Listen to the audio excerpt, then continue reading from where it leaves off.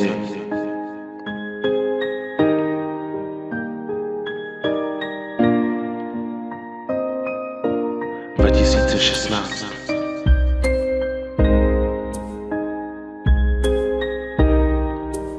Končím s láskou.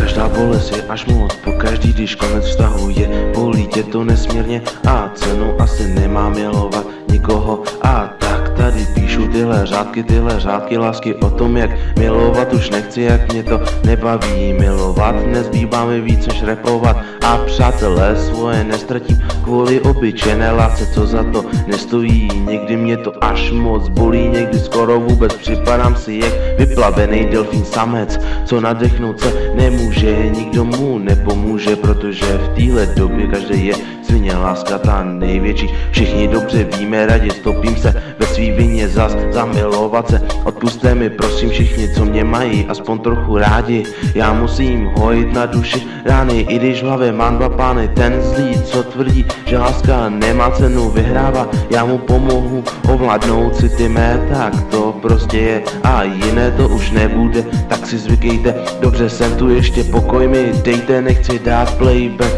chci mít jenom respekt, nedostat klepec, nedostat na pec, jelikož snaha už se necení a frajeři jsou ty na myšlení.